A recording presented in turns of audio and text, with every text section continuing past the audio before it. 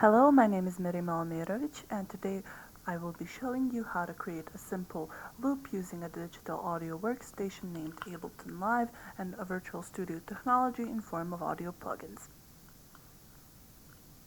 The first thing to do when making a basic loop is to limit the recording parameters to 4 bars and set them on loop so that the recording doesn't go on infinitely.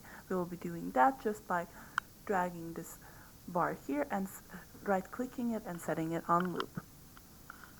The first ingredient to our loop and to every song in general is the rhythm part. So for that we will be adding our rhythm section using the Addictive Drums 2 VST plugin. We simply drag the VST to the MIDI track to import it. Because this is not a tutorial on how to make a beat, we will be using a pre-made beat from the Addictive Drums 2 library, which offers plenty in terms of rhythm. The selected beat is the hip hop beat 12.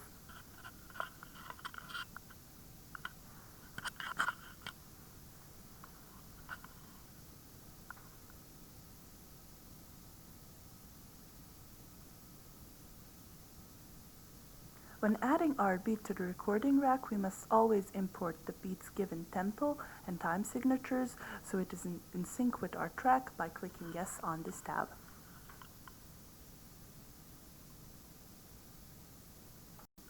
The next part is adding the harmonic background. For this we will be using the Omnisphere VST, which is one of the best and currently most used plugins in the music industry. The best instrument for laying out a harmonic background is simply the piano. So for our video we will be selecting one of the most famous keyboards in history of music making. That is the Fender Rhodes, and for a little depth in our tone, we'll be selecting the one with chorus.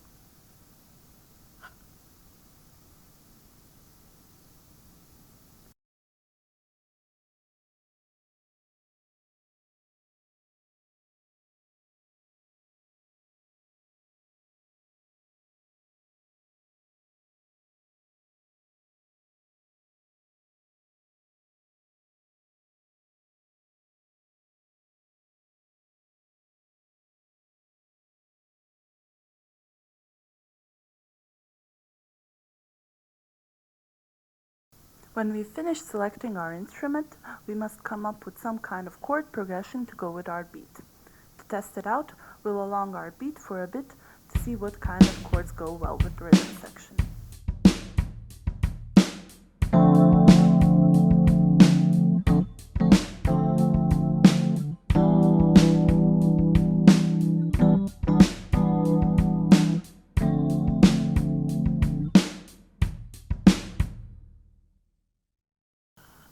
When we found our chords, here we use the simple chord vamp from E minor 7 and D minor 7.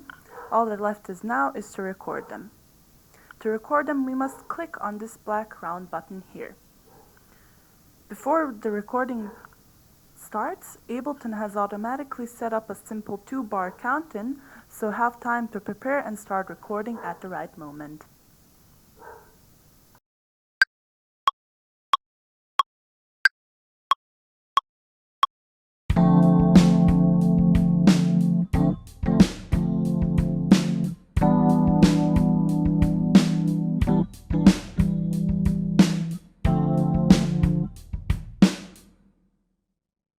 Because it will happen often when recording that our track overlaps a little bit, we will simply undo that by pressing Ctrl Z.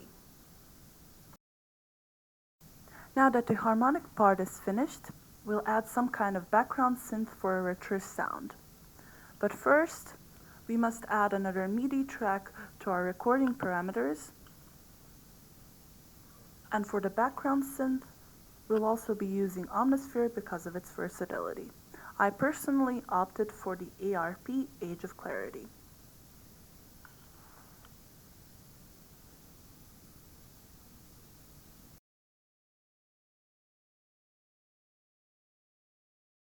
Like we did with our piano, we'll test the ARP a little bit to see how it fits with our loop and then record it.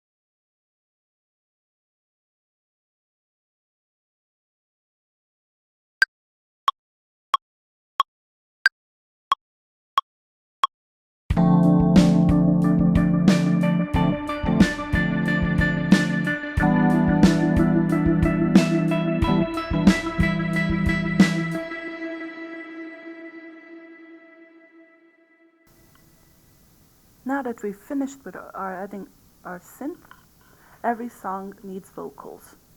But because we are not using a microphone to record our vocals, we'll select pre-made ones from the Omnisphere's bountiful library. And so the emulated vocals aren't flat, it's always good to use ones with intervals. Because the interval is a movement from one tone to another, it will give it a more realistic effect. We'll be selecting a classical soprano intervals because I tend to use them frequently when working on short ideas.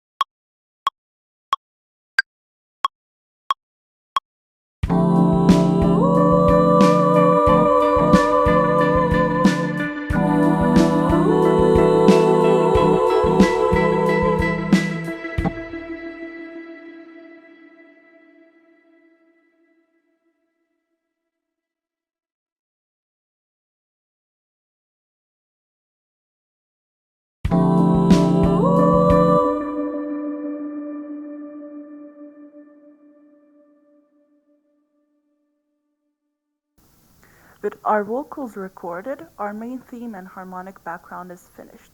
But what's a little harmony without a little melody? For a basic loop, a melody can consist of only a few tones to keep it minimal. I've decided to go intuitively with a shimmer-like sound, which I will first test before recording.